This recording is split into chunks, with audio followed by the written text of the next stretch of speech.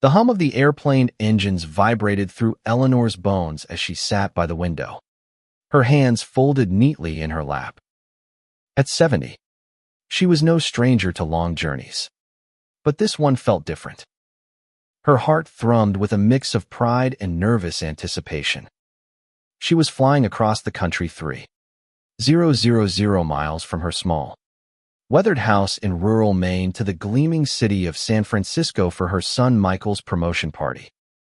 He'd made it, she thought, a smile tugging at her lips. Her boy, now a man of 42, was climbing the ranks of a prestigious tech firm. Vice President of Operations. The title alone made her chest swell. Eleanor adjusted the thin scarf around her neck. A gift from Michael's late father, Robert. It was one of the few things she'd kept from their 30 years together. The scarf, soft and faded, was her anchor, a reminder of the love that had built their family. She glanced at the empty seat beside her, wishing Robert could have been there to see their son's success. He'd have been so proud, she thought, his booming laugh filling the cabin. But Robert had been gone for a decade, leaving Eleanor to carry their shared dreams alone. She pulled a crumpled letter from her purse, the one Michael had sent her months ago. "Mom," it read in his tidy scrawl, "I've got big news. Got the promotion. They're throwing a party, and I want you there. It's a big deal. Please come." The words were brief, almost formal, but they were enough. Michael rarely asked for anything, and Eleanor could sense the weight behind his request. She hadn't seen him in nearly 2 years, not since he'd visited Maine for a fleeting weekend, his phone buzzing with work calls even as they sat at her kitchen table. This trip, she decided, would be a chance to reconnect, to bridge the distance that had grown between them. The plane dipped slightly, and Eleanor's stomach lurched. She wasn't afraid of flying, but the altitude mirrored the unease in her heart. Michael had changed over the years. The boy who used to cling to her skirts, begging for stories about the stars, had become a man she barely recognized. His calls were shorter now, his visits rarer. She understood was busy, successful, living in a world far removed from her quiet life. But the thought of seeing him again, of standing by his side at this milestone, filled her with a warmth she hadn't felt in years. As the plane descended into San Francisco, Eleanor pressed her face to the window. The city sprawled beneath her, a glittering maze of lights. She imagined Michael's life here, sleek offices, late-night meetings, a penthouse apartment with views of the bay. It was so different from the dirt roads and pine trees of home. She wondered if he ever missed the creak of the porch swing, the smell of her apple pies cooling on the counter. Did he ever think of her, the way she thought of him every day? At the airport, Eleanor navigated the chaos of baggage claim with a quiet determination. Her suitcase was small, just enough for a week's stay. She'd packed her best dress, a simple navy number she'd bought for Robert's funeral, and a pair of polished flats. She wanted to look proud, to show Michael she could fit into his world, even if just for a night. As she stepped outside, the cool California air hit her face, sharp and unfamiliar. She hailed a taxi, clutching her purse tightly, and gave the driver the address of Michael's apartment. The city blurred past her window-tall buildings, neon signs, people moving with purpose. Eleanor felt small, out of place, but she pushed the feeling down. This was for Michael, for her son. The taxi pulled up to a sleek high-rise, its glass facade reflecting the setting sun. She tipped the driver generously, using the last of her cash, and stepped into the lobby. The doorman eyed her curiously, but she offered a warm smile and mentioned Michael's name. He nodded, directing her to the elevator. As the doors closed, Eleanor caught her reflection in the polished metal. Her silver hair was neatly pinned, her face lined but kind. She looked like a mother, she thought. But would Michael see her that way? The elevator dinged, and she stepped into a pristine hallway. Michael's apartment was at the end, number 2704. She knocked softly, her heart pounding. The door swung open, and there he was. Michael, taller than she remembered, his dark hair streaked with gray. His suit was crisp, his smile practiced. "Mom," he said, pulling her into a brief hug. "You made it." "Of course I did," she replied, her voice soft but steady. "I wouldn't miss it." He ushered her inside, his apartment a vision of modern luxury marble countertops, floor-to-ceiling windows, a view that stole her breath.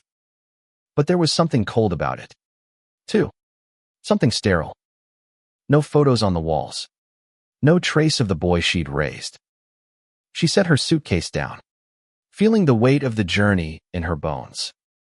"You must be tired," Michael said, already glancing at his phone. "The party's tomorrow night. I'll have someone set you up in the guest room." Eleanor nodded, swallowing a pang of disappointment. She'd hoped for a quiet evening together, maybe a chance to talk, to catch up. But Michael was already moving, calling out to someone in the next room. A young woman appeared, dressed in a sharp blazer, her hair pulled back tightly. "This is Claire, my assistant," Michael said. "She'll get you settled." Claire smiled politely, but her eyes were distracted, already on her tablet. Eleanor followed her to a small guest room, its walls as bare as the rest of the apartment. She unpacked slowly, hanging her dress with care. Tomorrow, she told herself, would be different. Tomorrow, she'd stand beside her son, proud and present, as he celebrated his success. But as she lay in the unfamiliar bed, the city's lights flickering outside, a quiet unease settled in her chest. She couldn't shake the feeling that she was a stranger here, not just in this city, but in her son's life. The morning sun filtered through the guest room's blinds, casting thin stripes across Eleanor's face. She woke early, as she always did, her body still tuned to the rhythms of Maine's dawn. The apartment was quiet, save for the faint hum of the city beyond the windows. She rose, smoothing the wrinkles from her nightgown, and padded to the kitchen. Michael was nowhere to be seen, but a note on the counter read, "At the office. Back for the party. Claire will help with anything you need." Eleanor sighed, her fingers tracing the edge of the note. She'd hoped for breakfast together, maybe a walk through the city. But Michael's world moved faster than hers, and she was determined not to be a burden. She brewed a pot of coffee, the machine more complicated than anything in her own kitchen, and sat at the counter with a mug. The coffee was bitter, nothing like the rich blend she made at home. But she sipped it anyway, letting the warmth steady her. Claire appeared an hour later, her heels clicking on the hardwood floor. "Mrs. Harper," she said, her tone professional but not unkind.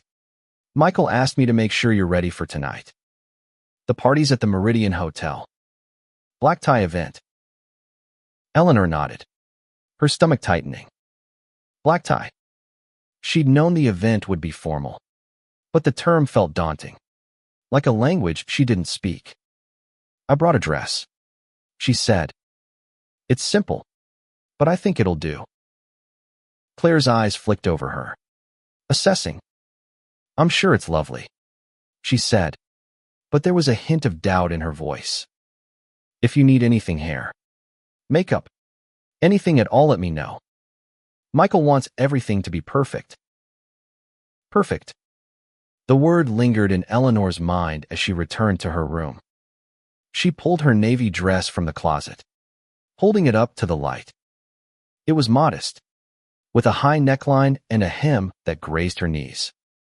She'd always thought it elegant. But now, in the stark light of Michael's world, it felt inadequate. Still, it was hers, chosen with care, and she wouldn't let doubt creep in. The day passed slowly.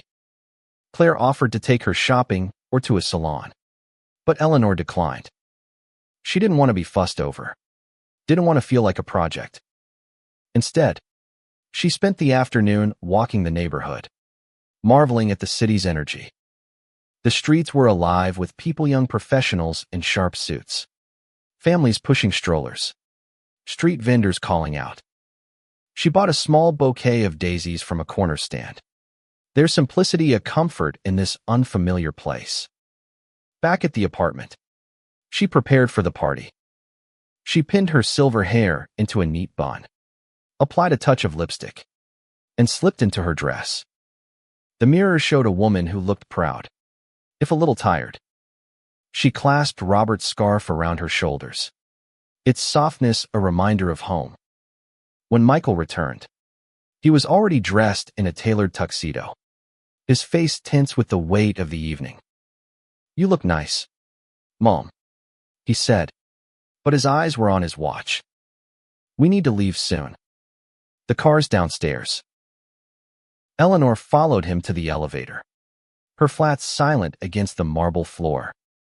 In the car, Michael was quiet, his fingers tapping on his phone. She wanted to ask about his work, his life, but the silence felt heavy, unbreakable. Instead, she looked out the window, watching the city lights blur past. The Meridian Hotel was a vision of opulence, crystal chandeliers, marble floors, waiters gliding with trays of champagne. Eleanor felt a flutter of awe as they stepped inside, but it was quickly overshadowed by the crowd. Men in tuxedos, women in glittering gowns, their laughter sharp and confident. She clutched her scarf, feeling like an outsider. Michael led her through the room, his hand light on her elbow. "This is a big night," he said, his voice low. "The board's here. Investors. Everyone. Just stay close. Okay." She nodded, sensing the strain in his words. He introduced her to a few colleagues, his voice smooth and practiced. "This is my mother, Eleanor," he said each time, and she smiled, shaking hands, trying to match their energy. But as the night wore on, she noticed a pattern. Michael's introductions were brief, his eyes darting away as if he were eager to move on. She told herself it was nerves, the pressure of the evening. He was proud of her, wasn't he? Then it happened.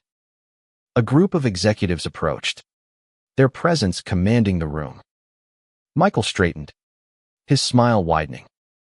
"Gentlemen," he said, shaking their hands. "This is Eleanor. She helps around the house." The words hit her like a slap. Helps around the house.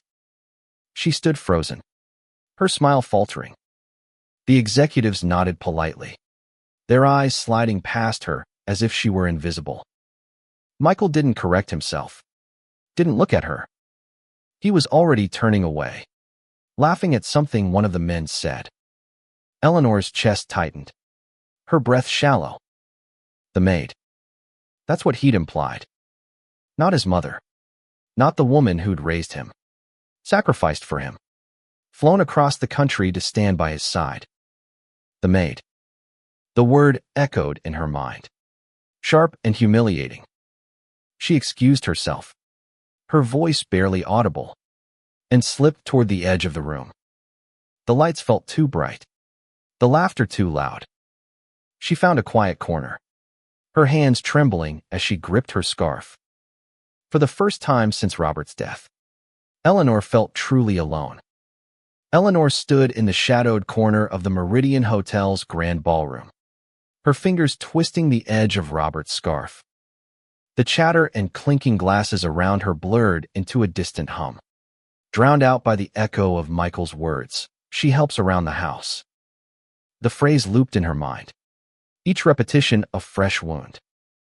She wanted to believe she'd misheard, that it was a slip of the tongue, But the casual ease in Michael's voice told her otherwise. He'd meant to diminish her, to tuck her away like an embarrassment. Her eyes stung, but she blinked back the tears. She wouldn't cry here. Not in this glittering room full of strangers. She was Eleanor Harper, a woman who'd weathered loss and hardship with quiet strength. She'd raised Michael alone after Robert's death, working double shifts at the diner to keep him in school, to give him the chances she'd never had. And now, here she was, reduced to a lie in her son's world. She scanned the room for Michael. He was across the ballroom, surrounded by men in suits, his laughter loud and polished. He looked so at ease, so in command. But to Eleanor, he seemed like a stranger, a man who'd traded his roots for this polished facade. She wondered when it had happened, when the boy who'd once drawn her pictures of the stars had become someone who could erase her so easily. A waiter approached, offering a glass of champagne. She declined with a polite smile, her throat too tight to swallow. She needed air, needed to escape the suffocating weight of the room. She slipped through a side door onto a balcony, the cool night air a balm against her flushed cheeks. The city stretched out before her, its lights twinkling like the stars she used to watch with Michael. Back then, they'd lie on a blanket in the backyard, her pointing out constellations while he asked endless questions. Why do the stars stay up there? Mom, what happens if they fall? She'd always had an answer, even if she made it up. Now, she had no answers for the distance between them. She leaned against the railing, her breath steadying. Part of her wanted to leave, to take a taxi back to Michael's apartment and pack her things. But she'd come so far, spent so much, not just money, but hope. She couldn't walk away. Not yet. She owed it to herself, to Robert, to the family they'd built. She'd stay for the party, for Michael's moment, even if it hurt. Back inside, the event was in full swing. A stage had been set up, and a man in a tuxedo was tapping a microphone, calling for attention. Eleanor returned to the ballroom, staying near the back. The crowd hushed as the CEO of Michael's company took the stage, his voice booming with pride. Ladies and gentlemen, he began. Tonight we celebrate a remarkable leader. Michael Harper has driven innovation, broken records, and earned his place as our new Vice President of Operations. The room erupted in applause, and Eleanor's heart swelled despite the ache. Michael stepped onto the stage, his smile radiant. He looked every bit the man she dreamed he'd become: confident, capable, respected. She clapped along with the crowd, her hands trembling with a mix of pride and pain. Michael's speech was brief but eloquent, thanking his team, his mentors, the company. He spoke of hard work, of vision, of the future. But not once did he mention her, or Robert, or the small town that had shaped him. Eleanor felt a hollow ache in her chest, as if she'd been erased from his story entirely. As the applause died down, Michael stepped off the stage, swarmed by well-wishers. Eleanor stayed where she was, unnoticed. A woman approached her, her gown shimmering under the chandeliers. "You must be so proud," she said, her voice kind but curious. "Are you a friend of Michael's?" Eleanor hesitated, the truth caught in her throat. "I'm his mother," she said finally, the words soft but firm. The woman's eyes widened, then softened. "Oh, how wonderful. You must have done something right to raise a man like that." Eleanor smiled, but it didn't reach her eyes. "I hope so," she said, her voice barely above a whisper. The woman moved on, and Eleanor was alone again. She watched Michael from across the room, his laughter ringing out as he shook hands and accepted congratulations. She wanted to go to him, to pull him aside and ask why he'd lied, why he'd pushed her away. But the crowd was a barrier, and her courage felt thin, worn down by the weight of the evening. As the night wore on, Eleanor found a quiet table and sat, her hands folded in her lap. She thought of home, of the simplicity of her life in Maine. She thought of Robert, of the promises they'd made to each other to always put family first. She wondered what he'd say if he could see Michael now, see the man who'd called her the maid. The party continued, but Eleanor felt like a ghost, present but unseen. She didn't know how she'd face Michael later, how she'd find the words to confront him. But she knew she couldn't stay silent. Not forever. For now, she'd wait, her heart heavy but unbroken, holding on to the love that had brought her here. The party stretched into the late hours, the energy in the ballroom unrelenting. Eleanor remained at her table, her untouched glass of water sweating onto the linen cloth. She watched as Michael moved through the crowd, his charisma a magnet for attention. He was in his element, shaking hands, laughing, his gestures polished and precise.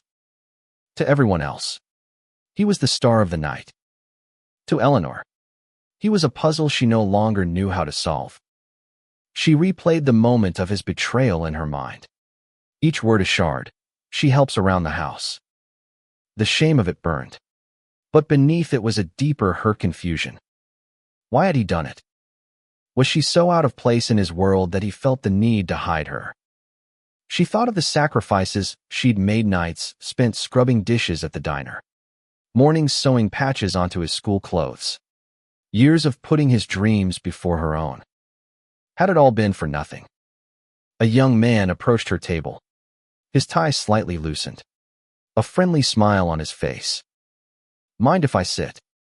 he asked, gesturing to the empty chair beside her. Eleanor nodded, grateful for the distraction. "Please," she said, her voice soft.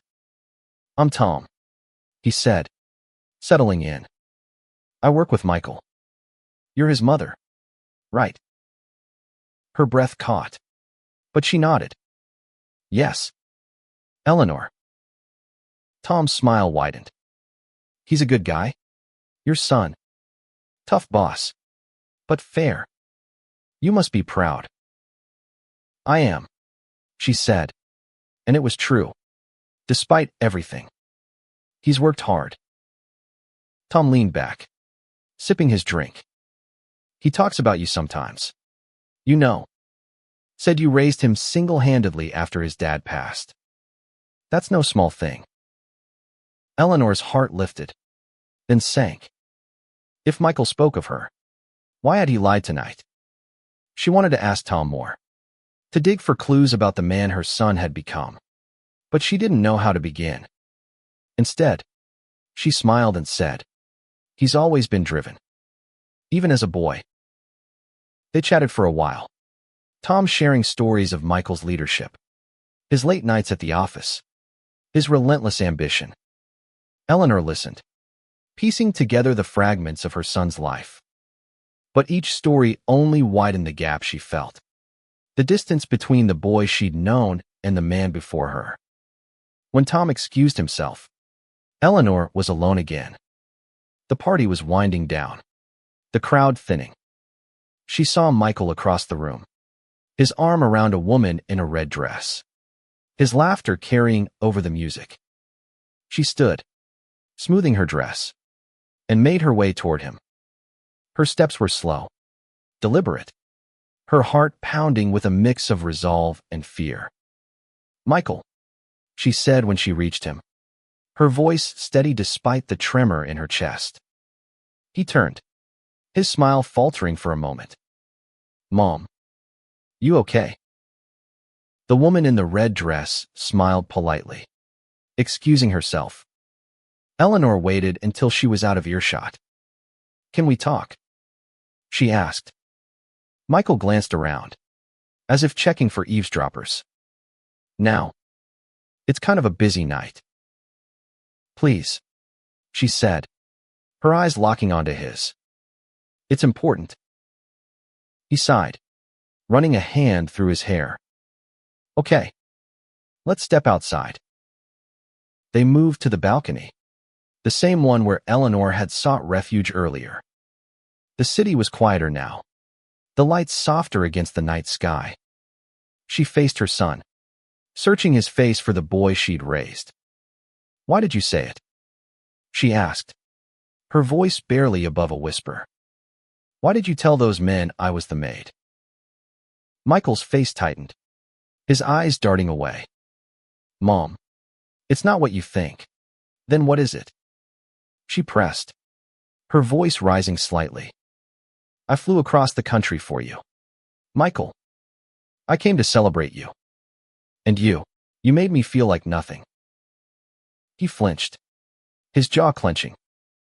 "I didn't mean to. It's just, this world. It's different. People here, they judge. They look at where you're from, what you do. I didn't want them to think." "To think what?"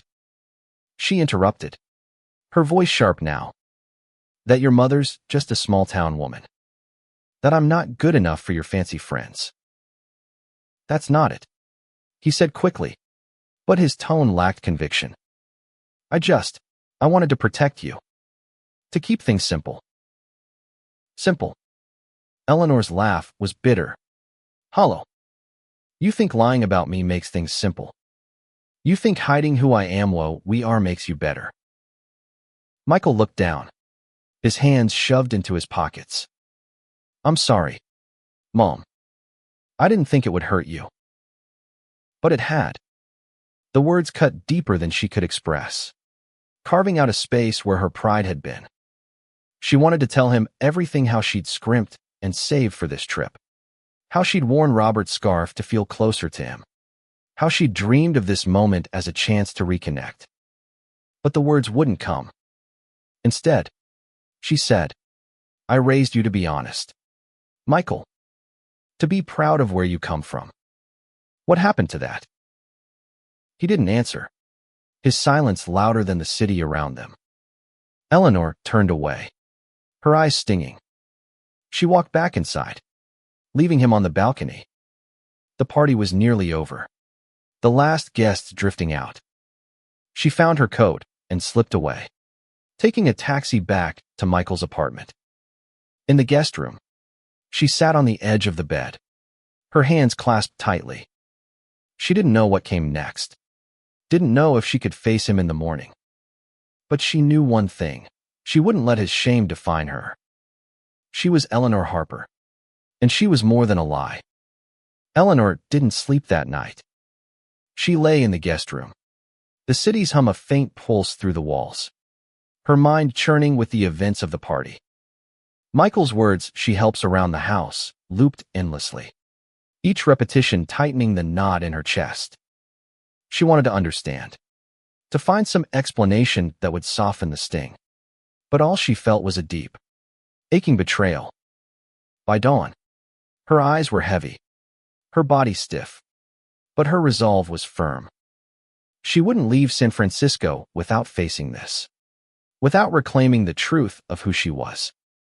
She rose early, dressing in her usual slacks and blouse, the navy dress left hanging in the closet like a relic of the night before. The apartment was silent, Michael still asleep or already gone. She made coffee, the routine grounding her, and sat at the counter with a notepad. She began to write, her hand trembling but steadying as the words flowed.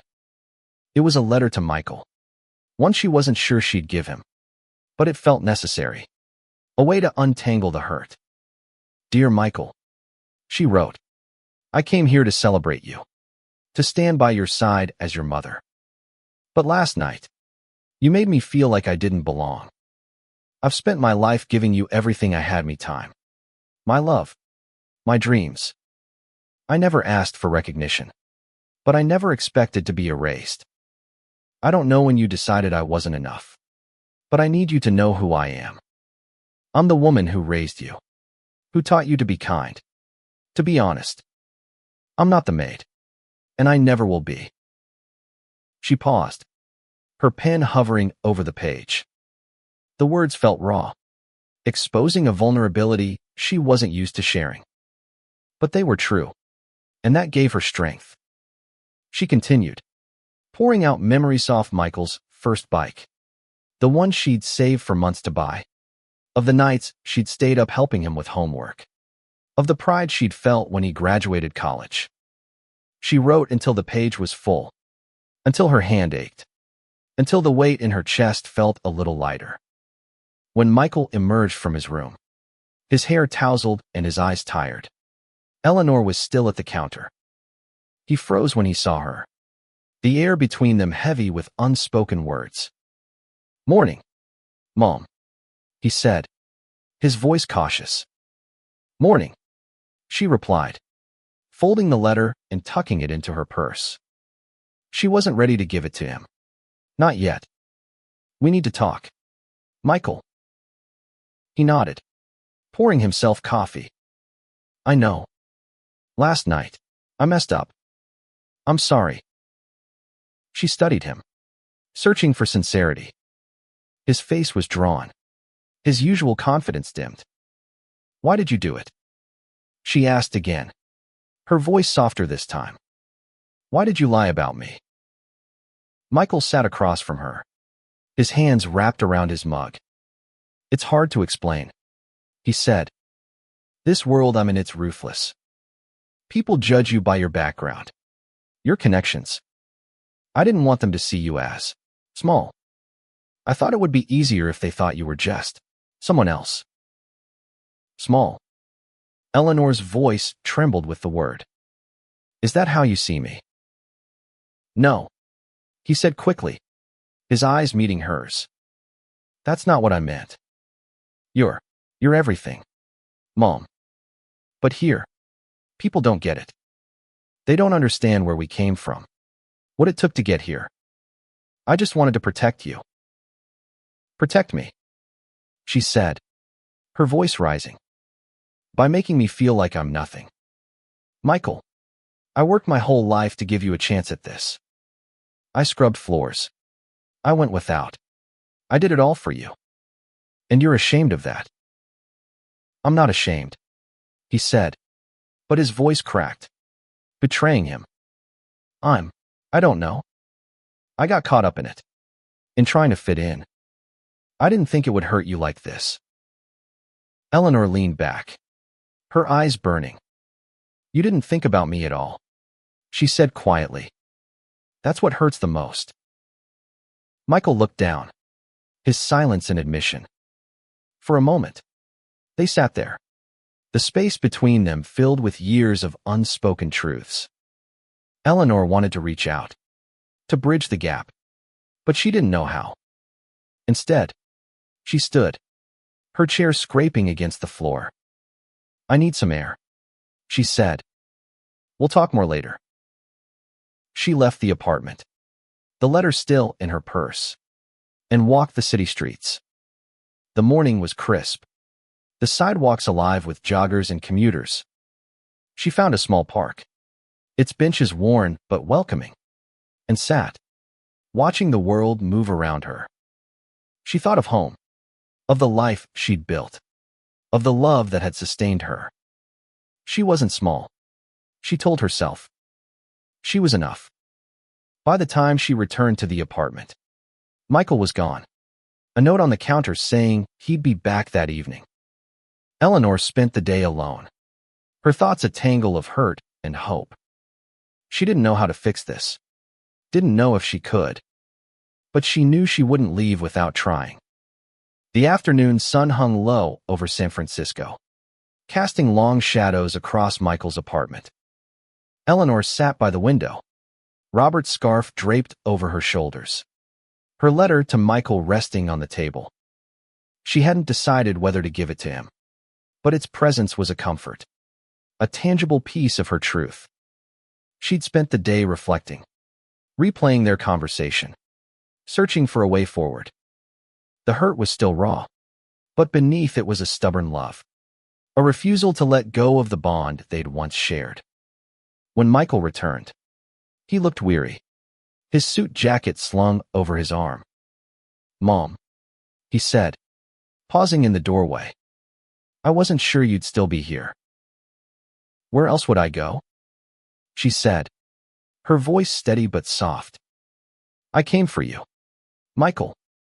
I'm not leaving until we figure this out. He nodded, setting his jacket down and joining her at the table. I've been thinking about what you said. He began, his voice low. About how I made you feel. I was wrong, Mom. I was so caught up in this world, in what people think, that I lost sight of what matters. Eleanor studied him, searching for the boy she'd known. His eyes were earnest now, stripped of the polish she'd seen at the party. Why does it matter so much? She asked. What they think. You've got everything: success, respect, a life most people only dream of. Why wasn't that enough? Michael leaned back, his hands clasped tightly. It's never enough, he admitted. Not here. You're always chasing the next thing: more money, more status, more approval. I thought I had to play the game, to make myself into someone they'd respect. And I thought if they knew where I came from, they'd see me differently. Differently. Eleanor's voice was sharp, but she softened it. Michael, where you come from is me. It's your father. It's the life we built together.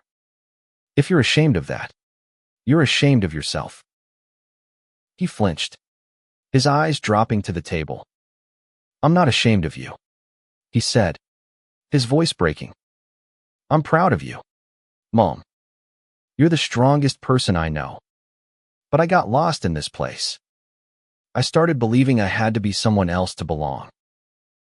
Eleanor reached across the table, her hand resting near his, but not touching. You don't have to be anyone else, she said. You're my son. You're enough. Michael's eyes glistened, and for a moment, he looked like the boy who'd once run to her with scraped knees and endless questions. I don't know how to fix this, he said. I don't know how to make it right. Start by being honest, she said. With them. With me. With yourself. You can't build a life on lies, Michael. It'll crumble. He nodded, his jaw tight. I want to try, he said. I want to be better. For you.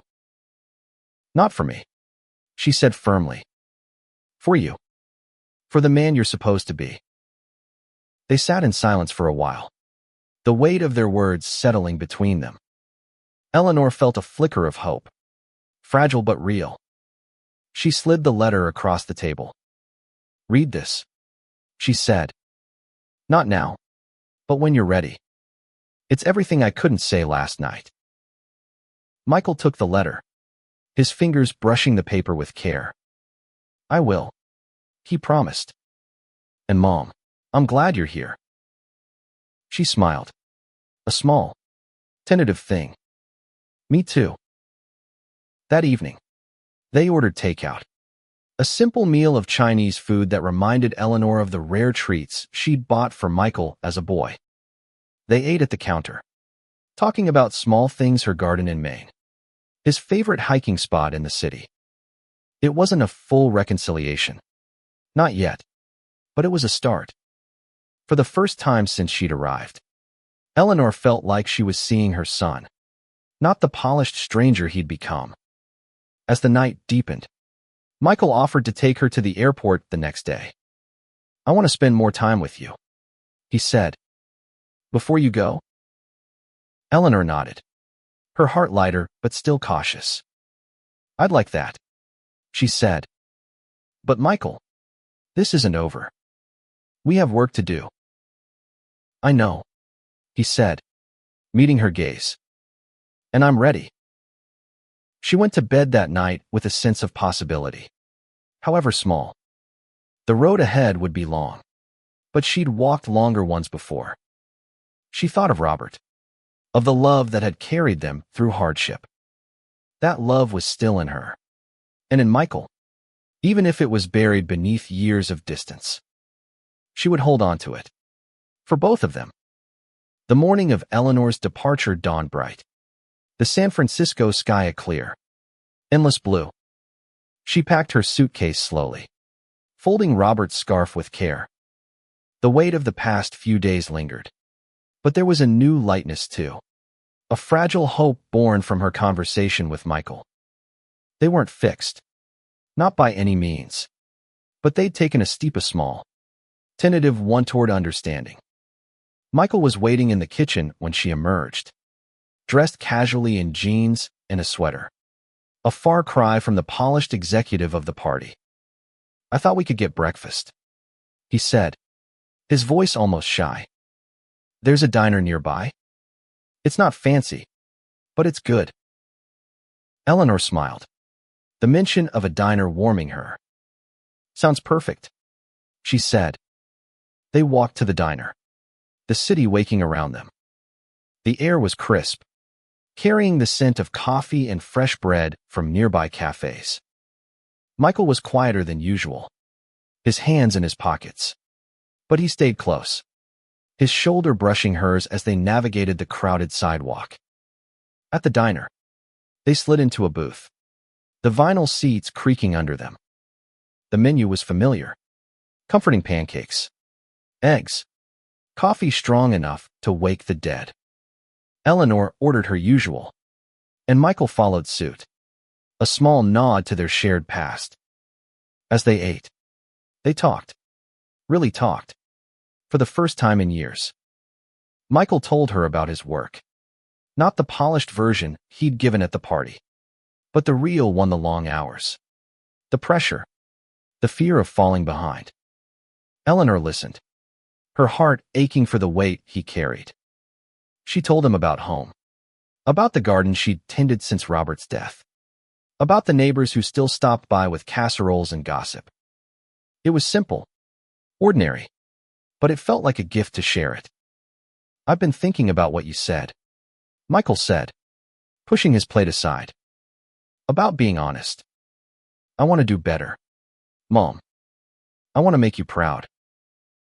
"You already do," she said, her voice soft but firm. "Not because of your job or your fancy apartment. Because of who you are. Or who you can be, if you let yourself." He nodded, his eyes distant but thoughtful. "I'm going to try," he said.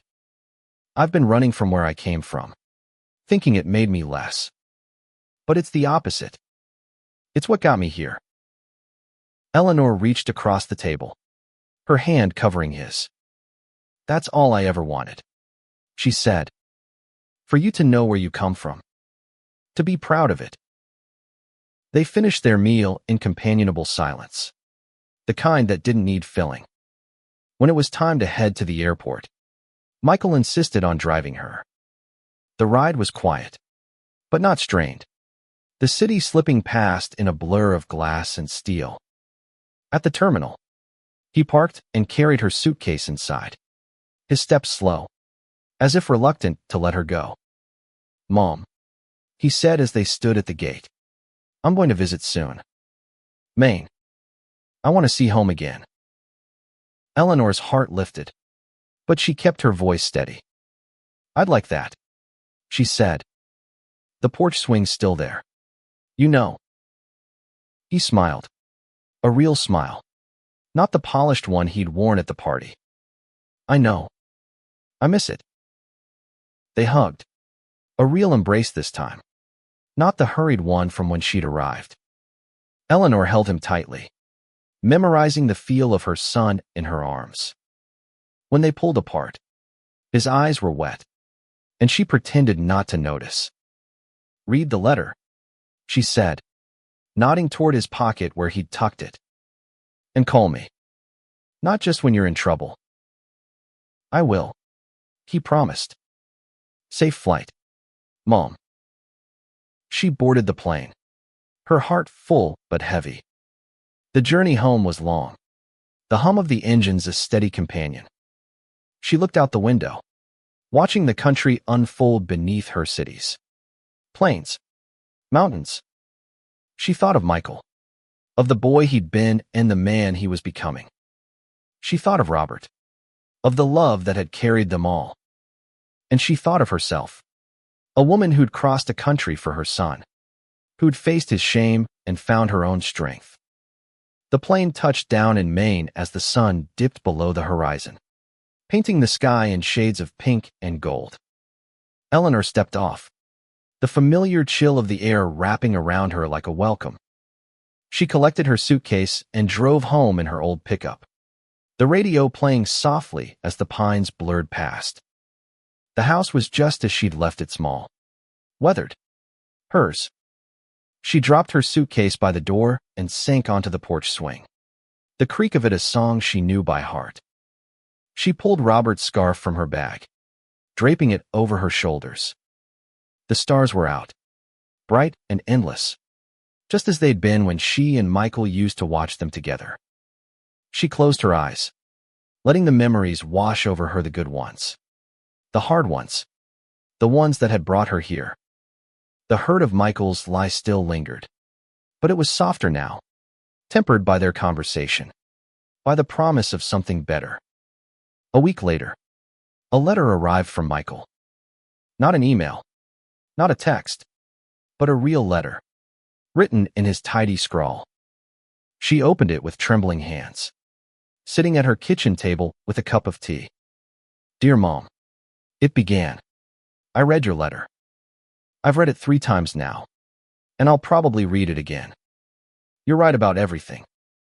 I lost my way, but I'm finding it again. I'm coming home next month. I want to sit on the porch swing with you, to talk like we used to. I want to make you proud, not just of my job, but of me." Eleanor's eyes blurred with tears, but they were different this time, not born of pain, but of hope. She set the letter down, her fingers tracing the words.